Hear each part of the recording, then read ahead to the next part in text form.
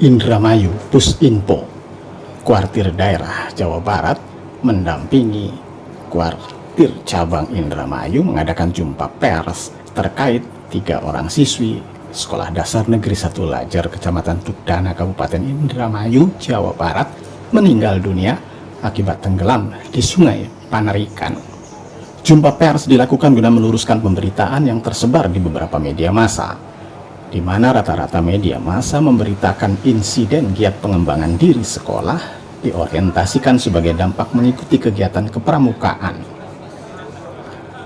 Saat insiden terjadi, Kuartir Cabang Gerakan Pramuka Indramayu turut melakukan investigasi dan menerjunkan tim khusus Pramuka Peduli yang digawangi Selamat membantu proses pencarian korban. Investigasi itu kini telah usai. Hasilnya, Kuartir Gerakan Pramuka Cabang Kabupaten Indramayu memberikan penjelasan bahwa kejadian tersebut terjadi betul-betul bukan saat kegiatan pramuka, tetapi saat terjadi kegiatan pengembangan diri. Jajang menegaskan ada beberapa alasan yang menjelaskan kegiatan itu bukan kegiatan pramuka. Pertama, pelaksanaan kegiatan berlangsung saat jam pelajaran berlangsung. Giat pramuka seharusnya dilaksanakan di luar jam pelajaran karena merupakan kegiatan ekstrakurikuler. Kedua, siswa-siswi Sekolah Dasar Negeri 1 Lajar yang berkegiatan tersebut tidak mengenakan atribut pramuka. Dan alasan ketiga, kegiatan tersebut mempunyai tema kenaikan tingkat Pegasus atau petugas khusus sekolah. Jajang menegaskan di kepramukaan tidak mengenal adanya kegiatan petugas khusus. Yang ada di kepramukaan merupakan kegiatan penggolongan melalui uji kecakapan umum dan kecakapan khusus SKU, SKK. Di antaranya siaga untuk tingkat usia, di antaranya tingkat siaga usia 7 sampai 10 tahun dan penggalang untuk tingkat usia 11 sampai 15 tahun. Kegiatannya pun dilaksanakan dan dilakukan terpisah, tidak digabungkan seperti yang terjadi pada insiden yang menimpa siswi SD Negeri 1 Lajar. Terkait dengan ini, banyak yang meminta konfirmasi dan kami sampaikan nanti dulu, kami investigasi dulu juga gitu kan, seperti itu. Dan kami rapat kumpul dengan jajaran andalan pengurus. Seperti apa sih? Dan kami menyimpulkan di dalam rapat ini bahwa kegiatan ini murni kegiatan sekolah. Sekali lagi, murni kegiatan sekolah. Karena ada beberapa alasan. Yang pertama, bahwa kegiatan ini dilakukan pada saat jam pelajaran. Kalau ekstrakurikuler wajib ini pramuka, yang namanya juga ekstrakurikuler gitu, berarti dilaksanakan setelah jam pelajaran. Walaupun hari Jumat atau juga ada hari Sabtu memakai pakaian pramuka, itu pelaksanaan kegiatannya dilaksanakan setelah jam pelajaran. Kalau ini gitu kan masih jam pelajaran. Itu yang pertama. Yang kedua, itu tidak memakai atribut pramuka. Yang dipakai adalah seragam olahraga sekolah. Yang ketiga, kita ini di pramuka tidak mengenal bahwa ini kan ada pasukan khusus. Ya. Yang ada ini kegiatan sesuai dengan penggolongan. Kalau di SD itu ada siaga ya sekitar kelas 1 sampai dengan kelas 4. Terus ada penggalang usianya sekitar 7 sampai 10 tahun. Tapi kebanyakan ini di kelas 1 sampai kelas 4 tambah. Karena waktu pendaftarannya kan bervariasi lah gitu kan. Terus ada juga penggalang usia 11 sampai 15.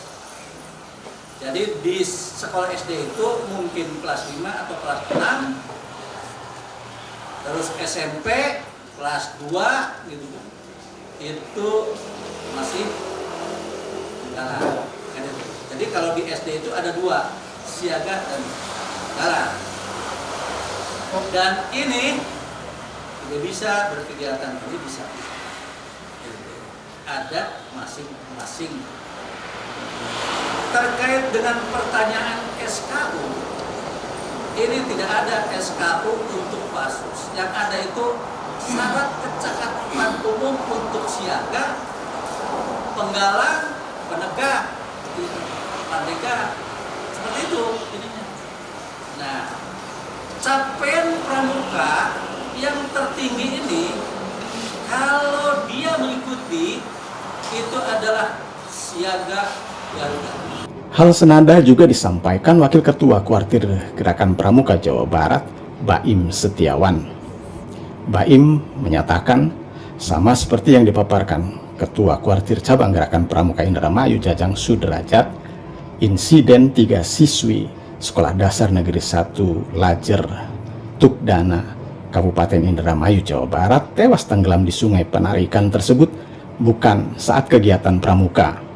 Tentunya yang pertama, atas nama keluarga Jawa Barat dan keluarga, mohon maaf tidak bisa hadir secara pribadi, juga menyampaikan bela sungkawa yang sedalam-dalamnya atas musibah yang terjadi pada peserta didik kita yang dalam korban 3 orang siswi, tentunya siswi terbaik di sekolah tersebut.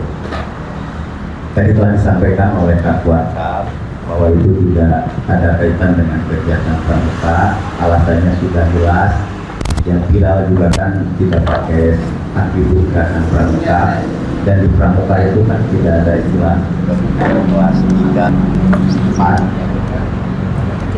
3, 4 atau 5. Tadi di pramuka itu tadi sudah digolongkan ada siaga dan penggalang di tingkat sekolah dasar. Dan batasannya adalah dengan usia, siaga usia 7 sampai 10 tahun dan penggalang 11 sampai 14 tahun. Akhirnya penggalang itu ada di SD dan di SMP, itu yang kedua. Kami juga dari keluarga Jawa Barat setelah mendengar kejadian itu menghimbau dan menginstruksikan kepada rekan-rekan pramuka peduli Kuartir Sobat Kabupaten Cirebon yang tentunya bekerja sama dengan Basarnas, BPBD, terus pokoknya kalau pramuka di dasar Dharma pasal 2.2 itu kan cinta alam dan kasih sayang sama manusia. Siapapun dan apapun ada musibah, kami pasti turun tangan. Tidak melihat itu siapa dan sebagainya. Akhirnya teman-teman dan saya senantiasa komunikasi terus dengan pramuka peduli. Kita itu pokoknya cari dulu korban, dan alhamdulillah terakhir korban yang siswi Rahmat 915 sudah saya melaporkan. Akhirnya semalam Kak keluarga menginstruksikan untuk hadir datang ke sini adalah untuk berkajian secara kemanusiaan. Dan tentunya itulah wajar kemanusiaan, siapapun bahwa kita sesama manusia, bahwa kita harus saling mendoakan. Semoga, dan tentunya tadi sudah saya juga kepada keluarganya. Meski demikian, hal ini pihaknya turut menyayangkan insiden tersebut bisa terjadi. Kuartir Daerah Gerakan Pramuka Jawa Barat turut pula datang ke Indramayu untuk melakukan takziah ke rumah duka masing-masing korban. Pusinfo Kuarcap Indramayu mewartakan.